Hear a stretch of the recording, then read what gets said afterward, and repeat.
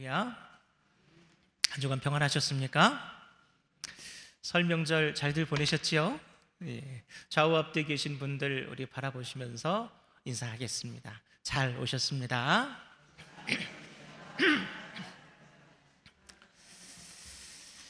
예. 손은 들어서 이렇게 인사하시는 분도 계세요. 여러분, 우리 속담에 소 잃고 외양간 고친다라는 그런 말이 있습니다. 이는 진즉에 개선되었어야 할 것들을 방치해서 이미 큰 손실을 본 후에야 뒤늦게 대처하는 좀 어리석은 모습을 빗댄 부정적 의미의 말입니다. 그러나 여러분, 사실 소 잃고 외양간을 고치는 일들은 생각보다 많이 일어납니다. 그리고 또 오히려 반드시 필요한 일일 때도 있습니다. 24년 전 2001년 9월 11일, 여러분 무슨 일이 일어난지 기억하십니까? 미국 본토에 사상 최악의 테러 공격이 있었던 날입니다. 민간 항공기가 테러범에게 납치돼서 주요 시설에 자폭하고 수많은 희생자가 발생하는 끔찍한 사건이 벌어졌었습니다. 저도 당시에 그것을 뉴스로 보고 너무너무 놀랐었습니다. 이 사건이 일어나기 전에 미국 내에서 항공 보안의 중요성이 숱하게 제기되어 있었습니다. 그런데 차일피일 미루어지면서 충분한 조치가 이루어지지 않았습니다. 결국 이 끔찍한 테러 사건이 있고 수많은 인명이 해한 직후에 미국 정부는 그제서야 항공 보안을 대폭 강화합니다. 공항 검색이 철저해지고 기내 반입 금지 물품이 더욱 늘어나고 테러 예방 시스템이 정교해졌습니다. 그리고 이로 인해 미국은 이후에 예고된 대규모 항공 테러 사건을 미리 차단하거나 방지할 수 있었고 전 세계적으로도 보안 의식이 더욱 높아지는 계기가 되었습니다. 이 밖에도 여러분, 체르노빌 원전 사건 기억하시죠? 전 세계적으로 원자력 안전 기준이 높아지고 규제가 강화됐습니다. 우리나라 세월호 참사도 기억하시죠? 이후에 해양 사고 방지 시스템이 더욱 강화되고 규제가 강화됐어요. 이런 것들이 바로 대표적인 소 잃고 외양간 잘 고친 사례라고 할 수 있겠습니다. 저는 오늘 특별히 이 설교를 통해서 오늘날 우리 한국교회와 성도들이 고쳐야 될 외양간에 대해 말씀드리고자 합니다. 제가 신학교를 다녔던 90년대 중후반부터 교회 성장을 연구하는 세계의 석학들이 당시만 해도 엄청난 부흥을 이루었던 우리 한국 교회를 향해서 여러 가지 엄중한 경고를 하던 것을 기억합니다. 그 시절 우리끼리는요, 1500만 성도니 앞으로 인구의 절반이 성도가 될 것이라니 하면서 축제 분위기에 쌓여 있었습니다. 그런데 학자들은 한국교회의 권위주의와 물신 숭배와 귀복주의와 세속주의, 정치 이데올로기화에 대해서 계속해서 지적하면서 이러다가 조만간 유럽 교회들과 같이 한국 기독교가 해체될 것이다 라고 부정적인 전망을 했었습니다. 그리고 20년이 지난 지금 한국 교회의 사회적 인지도는 바닥을 치고 있습니다. 최근 한 기관에서 각 종교에 대한 이미지 조사를 했습니다. 그런데 기독교의 이미지가 회복할 수 없을 만큼 훼손됐다는 것을 그 조사 결과 우리에게 보여주고 있어요. 먼저 불교를 떠올리면 떠오르는 이미지 언어는 온화한, 따뜻한, 절제하는 등이 있었다고 합니다. 그리고 이어서 천주교에 대한 이미지 언어는 온화한, 따뜻한, 윤리적인 등으로 나타났어요. 그렇다면 우리 개신교의 이미지 언어는 어땠을까요? 거리를 두고 싶은, 이중적인, 사기꾼 같은, 배타적인, 좋은 말이 하나도 없어요. 이쯤 되면 20년 전 한국교회의 교세가 최정점에 이르렀을 그 당시에 여러 학자들이 말했었던 그 경고가 결코 틀리지 않았음을 우리는 실감할 수 있습니다. 지금 우리는 수많은 소잃은 외양간 같은 교회들의 모습을 어렵지 않게 목격할 수 있습니다. 지금도 문 닫고 있는 교회들이 속출하고 있고 이단으로 넘어가는 큰 교회들도 적지 않습니다. 심지어 우리 서화중앙교회도 한때는 이 예배의 자리가 아래 위층으로 가득 찼던 때가 있지 않았습니다. 사랑하는 성도 여러분, 유럽의 기독교가 그랬던 것처럼 이제 기독교 해체가 눈앞에 현실로 다가온 우리 한국교회, 그리고 우리 서화중앙교회는 이제 앞으로 어떻게 해야 하는 것일까요? 이제 소가 없으니 외양간을 정리해버려야 되는 것일까요? 아니면 소는 잃었지만 이제라도 외양간을 고쳐야 되는 것일까요? 오늘 이 설교와 말씀을 통해서 성령 하나님께서 기독교 해체의 이 시대에 우리 서화중앙교회와 성도들에게 하시는 그 음성을 깨닫기를 주님의 이름으로 간절히 축원합니다. 먼저 오늘 본문의 배경에 대해서 여러분에게 간단히 설명을 하겠습니다. 오늘 본문 에스라 1장은 하나님께 반역한 죄로 인해서 멸망한 유다 왕국과 예루살렘 성전의 재건과 회복에 대한 예언의 말씀입니다. 하나님께 제사를 드리던 거룩한 성전은 완전히 파괴됐습니다. 제사장들과 레위인들을 비롯한 백성들의 지도자는 대부분 바벨론 제국의 포로로 잡혀갔습니다. 이스라엘은 이제 역사의 뒤안길로 사라져 갔습니다. 그러나 하나님께서는 그로부터 70년 만에 바벨론 제국을 제압하고 세계를 제패한 페르시아의 고레스 대왕, 이 고레스 대왕을 통해서 이스라엘 재건과 회복을 선언하셨습니다. 오늘 본문 1절 2절 말씀이 바로 그 말씀입니다. 우리 다 같이 함께 읽어보겠습니다. 읽습니다. 바사왕 고레스 원년에 여호와께서 예레미야의 입을 통하여 하신 말씀을 이루게 하시려고 바사왕 고레스의 마음을 감동시키심에 그가 온 나라에 공포도 하고 조서도 내려 이르되 바사왕 고레스는 말하노니 하늘의 하나님 여호와께서 세상 모든 나라를 내게 주셨고 나에게 명령하사 유다 예루살렘의 성전을 건축하라 하셨나니. 아멘. 본문 1절을 보시면 하나님의 영에 감동받은 고레스 대왕이 유다 포로들을 귀양시키라 라고 말하면서 여호와 하나님을 섬길 새로운 성전을 재건하기 위한 모든 지원을 약속하고 있습니다. 나라가 멸망하고 성전이 파괴된 지 70년이 흘러서 이제 더 이상 제사를 드릴 백성도 제사를 주도할 줄 아는 제사장과 레위인도 다 늙어 죽고 남아있지 않은 마당에 하나님께서 이방인 고레스를 통해서 예루살렘의 회복부터 시작하신, 이른바 소도 없는데 외양간 먼저 고치기로 하신 겁니다. 사랑하는 성도 여러분, 오늘 우리는 이 본문의 상황을 통해서 작금의 해체 수준의 위기까지 몰린 우리 한국교회에게 주시는 하나님의 메시지를 깨달아야 합니다. 이대로 어찌어찌 계속 하던 대로 지내다가 멸망한 유다 백성들과 같이 흩어져 사라져 버리든지, 그렇지 않으면 새로운 성전을 재건하고 회복하시려는 하나님의 그 꿈과 비전을 깨닫고 지금이라도 손은 없지만은 외양간을 새로 지을 결단을 해야 된다. 이에 관련해 저는 여러분에게 오늘 말씀을 통해서 제게 주신 세 가지 메시지를 전달하고자 합니다. 먼저 첫 번째 메시지는 우리는 이 신앙 해체의 시기에 하나님의 때를 분별하고 새롭게 시작해야 합니다.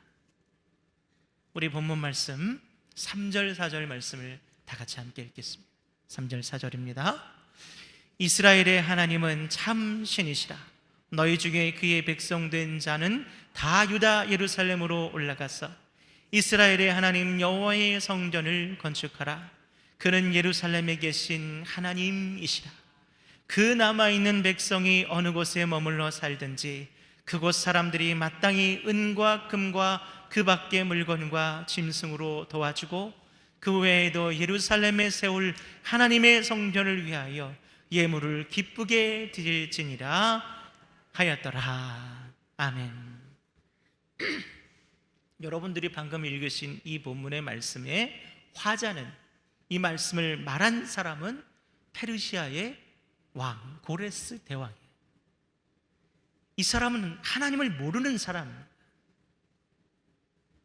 하나님의 택한 백성이라는 본 자손인 유다 백성들이 절망에 빠져 있는 그 시기에, 이제 더 이상 하나님께 대한 믿음의 고백을 할 수 없게 된 그 비참한 그 시기에 놀랍게도 당시 고대 세계를 제패한 나라 페르시아 제국의 초대 왕인 고레스가 여호와 하나님을 참된 신이라고 고백하고 찬양하고 있는 거예요.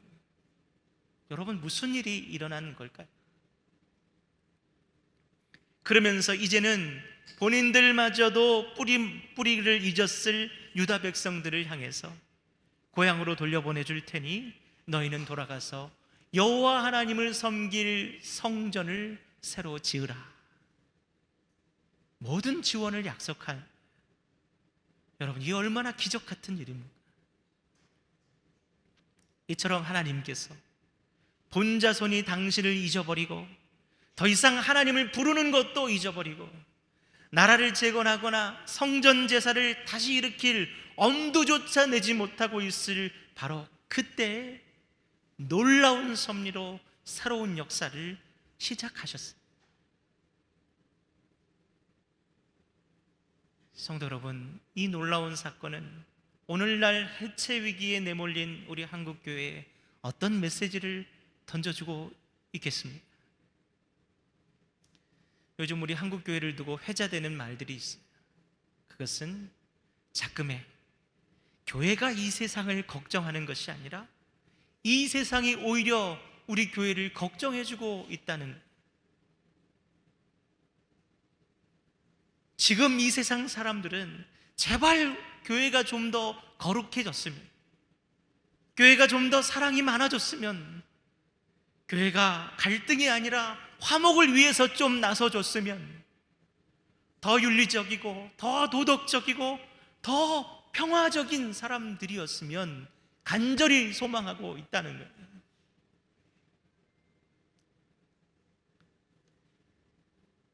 교회를 욕하고 비난하면서도 저러다가 교회가 정말로 무너지면 이 세상은 그야말로 더 엉망이 될 것 같아서 제발 교회가 제자리를 찾아줬으면 한다는 것이 바로 지금 이 세상의 바람이라는 겁니다. 즉, 본 자손이 더 이상 하나님 앞에 거룩한 백성으로 제 기능을 하지 못하게 되니 고레스 왕과 같이 교회 바깥에 하나님께 감동된 이방인들이 교회를 걱정해주고 지원하게 되는 기이한 현상들이 지금 일어나고 있다는 거예요. 사랑하는 성도 여러분, 저는 오늘 저와 여러분이 속한 우리 한국 교회에 대해서 무슨 비관적인 이야기를 하고 싶다거나 자학을 하려는 의도로 이 말씀을 전하고 있는 것은 아닙니다. 오히려 회체의 위기를 겪고 있는 지금이야말로 우리 한국 교회를 살릴 골든 타임이라는 것을 여러분에게 말씀드리고자 하는 거예요. 지금이 하나님의 때입니다. 신앙과 교회를 재건하고 회복할 가장 최적기가, 외양간을 고칠 가장 중요한 시기가 바로 지금이다라고 여러분에게 말씀드리고자 하는 것입니다. 부디 여러분 이에 대해 공감하시며 새로운 역사를 시작하시려는 하나님의 때를 분별하시고 무너져가는 우리의 신앙과 재단을 회복하고 재건하기를 힘써 결단하고 다짐하시는 저와 여러분 다 되시기를 주님의 이름으로 축원합니다. 두 번째 메시지는 너희는 하나님의 비전을 붙들고 헌신을 결단하라는 거예요. 우리 본문 5절에서 7절 말씀을 다 같이 함께 읽겠습니다. 읽습니다. 이에 유다와 베냐민 족장들과 제사장들과 레위 사람들과 그 마음이 하나님께 감동을 받고 올라가서 예루살렘의 여호와의 성전을 건축하고자 하는 자가 다 일어나니 그 사면 사람들이 은그릇과 금과 물품들과 짐승과 보물로 돕고 그 외에도 예물을 기쁘게 드렸더라. 고레스 왕이 또 여호와의 성전 그릇을 꺼내니 옛적에 느부갓네살이 예루살렘에서 옮겨다가 자기 신들의 신당에 두었던 것이라. 아멘. 본문의 시대 배경은 유다 백성들이 바벨론에서 포로 생활을 한 지 무려 70년이 지난 시점입니다. 포로로 잡혀왔던 1세대들은 이미 다 세상을 떠났고 2세대와 3세대가 대부분입니다. 여러분, 올해로 우리나라가 광복 80주년을 맞습니다. 일제강점기에 일본의 강제징용을 받거나 이러저러한 이유로 일본에 거주한 1세대 교포들 대부분 다 이제 돌아가셨습니다. 2세대도 이제 노인이십니다. 아마 4세대, 5세대도 있을 겁니다. 그들 중에 대부분은 한국어를 알지 못합니다. 한국의 역사도 문화도 전통도 제대로 알고 있지 못합니다. 핏줄만 한국인이지 사실상 그들의 내외면이 분명한 한국인이라고 말하기도 사실 어려울 것입니다. 현대에 비해서 기대 수명이 훨씬 짧고 교통이나 통신이 거의 발달하지 못했던 고대 세계에서 여러분 70년이라는 세월은 너무나도 긴 세월입니다. 민족과 문화와 전통을 잇기에 70년은 차고도 넘치는 세월이라는 거예요. 그럼에도 불구하고 본문을 보면 하나님께서 남기신 자들, 하나님의 영에 감동된 소수의 유다 백성들이 고레스를 통해 주시는 하나님의 그 부르심에 응답하고 있는 것을 우리는 확인할 수 있어요. 그들은 이미 오래전에 정착한 이국 땅이지만 이제는 제2의 고향이나 다름없는 곳에서의 그 안락한 삶을 뒤로 했어요. 그리고 수개월이 넘는 위험천만한 수천리 길을, 귀한 길을 마다하지 않았습니다. 그러자 놀랍게도 그들이 살고 있던 지역의 페르시아 주민들이 그들의 나라와 성전을 재건하는 데 필요한 은과 금과 짐승과 여러 물건들을 다투어서 기부하기 시작했습니다. 심지어 고레스 왕은 과거 바벨론 왕이 탈취했던 성전 제사 기구들을 모두 다 꺼내서 이들에게 돌려주었습니다. 성도 여러분, 새로운 역사를 시작하려는 때는 비록 우리 손에 지금 아무것도 없다 할지라도 우리가 반드시 가져야 될 한 가지가 꼭 있습니다. 그것은 바로 하나님의 비전, 하나님의 꿈, 하나님의 소원입니다. 성도에게 어떤 위대한 일을 하는가, 무슨 가치 있는 일을 하는가보다 더 중요한 것은 지금 하나님께서 무엇을 소망하시는가, 바로 이거예요. 하나님께서 우리에게 원하시고 있는 것이 무언가가 중요한 것입니다. 이처럼 하나님의 비전, 하나님의 소원을 그 마음에 자기의 비전으로, 자기의 소원으로 삼은 사람이 하나님의 사람이고 하나님의 성도인 것입니다. 그리고 그처럼 하나님의 비전, 그 소원을 품은 성도의 삶에 하나님께서 그 비전과 소원을 이루기 위해 필요한 것들을 채워주십니다. 이러한 원리를 담은 말씀이 바로 마태복음 6장 33절의 말씀입니다. 우리 다 같이 함께 읽어보겠습니다. 읽습니다. 그런즉 너희는 먼저 그의 나라와 그의 의를 구하라. 그리하면 이 모든 것을 너희에게 더하시리라. 아멘. 사랑하는 성도 여러분, 우리의 외양간에 당장 소가 없는 것은 문제가 아닙니다. 그러나 우리의 마음에 하나님의 비전이, 하나님의 소원이 없는 것은 정말 심각한 문제라는, 이 시대 한국교회는 바로 그 하나님의 비전이 보이지 않습니다.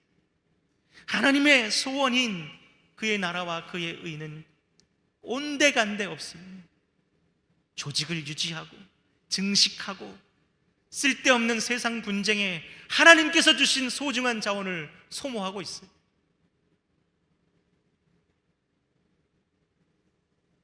한 영혼을 향한 하나님의 애타는 갈증이 없어진 교회, 하나님의 소원이자 궁극의 계명인 사랑에 대한 헌신이 사라진 성도에게 외양간을 고칠 자격도 없다는 것을 우리는 기억해야 할 것입니다. 요즘 시국이 이렇다 보니 저한테 이런저런 카톡을 보내시는 분들이 참 많이 있습니다. 이런 영상 저런 뉴스 꼭 봐달라고 애달아 하시는 분들이 계십니다. 그런데요, 사실 저 또한 정말 그분들에게 애타게 보여드리고 싶은 것이 있습니다. 그것은 바로 하나님의 비전, 하나님의 간절한 소망, 하나님의 나라예요.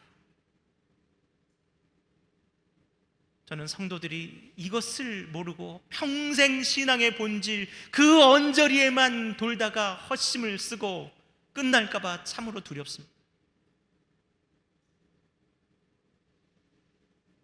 성도 여러분, 간곡히 부탁을 드리건대 하나님을 위한다면서 여러분들이 하고 싶은 것에 힘쓰지 마시고, 하나님을 위한다면 하나님의 비전, 하나님의 소원을 깨달으시고 그것에 헌신하시기를 결단하시는 저와 여러분 되기를 주님의 이름으로 간절히 축원합니다.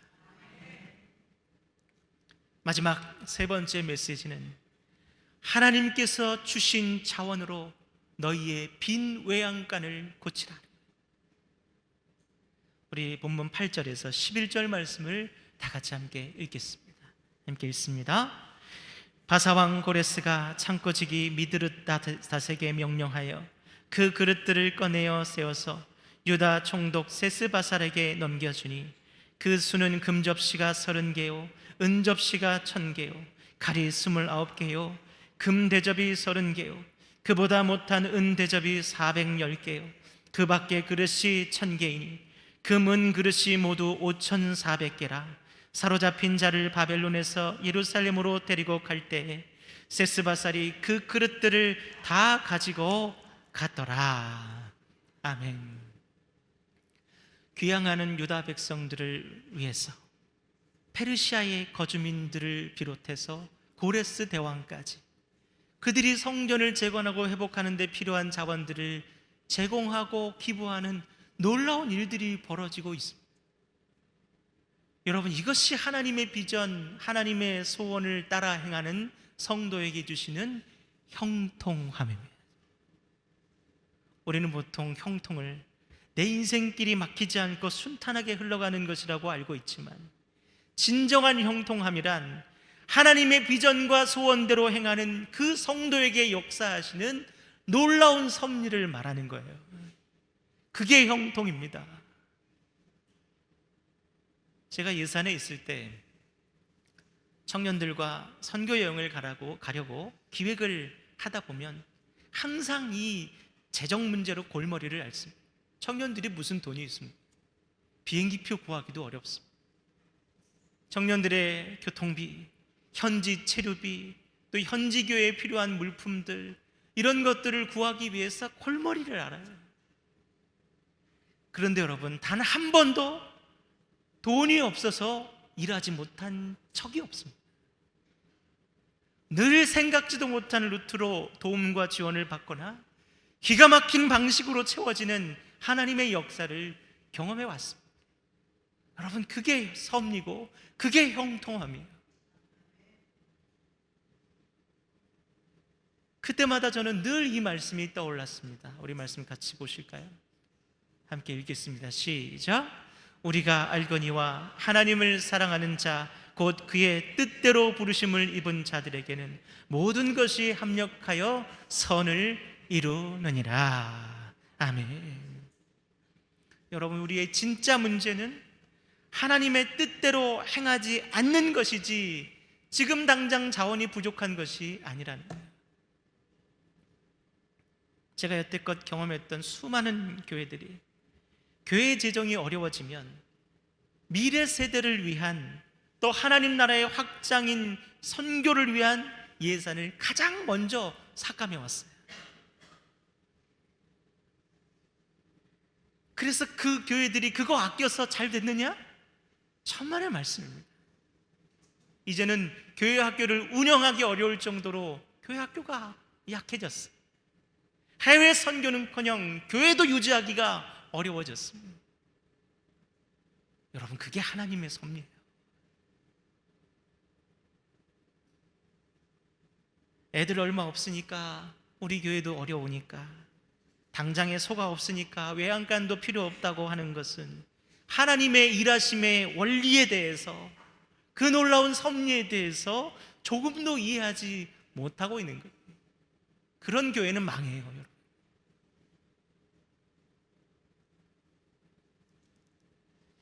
그와 같이 하나님께 대한 근원적인 믿음이 없어서는 우리 하나님을 조금도 기쁘시게 해드리지 못한다는 것을 여러분 성도들은 깨달아야 하는 것입니다. 사랑하는 성도 여러분, 우리 서화중앙교회도 사실 요즘 많이 어렵습니다. 지난 예결산위원회를 하면서 줄어든 재정 규모로 인해서 우리 위원들이 마음이 좋지만은 않았어요. 그럼에도 한 가지 너무너무 감사한 것은 우리 예결산 위원분들이 이 선교비만큼은 어떻게든 유지하고자 하는 그런 마음을 간절히 품었다. 목사님, 줄이지 마세요. 목사님, 이것만큼은 놔둬야 될 것 같습니다. 전 소망을 느꼈습니다. 더불어서 저는 참 그 모습들에 존경하고 감사드린다는 말씀을 드려요. 여러분들에게 말씀드리고 싶습니다. 비록 우리 교회가 넉넉하지 못하지만, 당장은 소가 없지만, 그럼에도 외양간을 고치는 노력이 필요하다는 것을 여러분 공감해 주시기 바랍니다. 아낀다고 들고 있으면 사라져 버리지만 하나님께서 부르신 사명을 감당하기 위해 바른 방향을 잡고 제대로 행한다면 하나님께서 여러 길들을 통하여서 섭리해 주실 것임을 여러분 믿으시기 바랍니다. 이제 말씀을 마치겠습니다.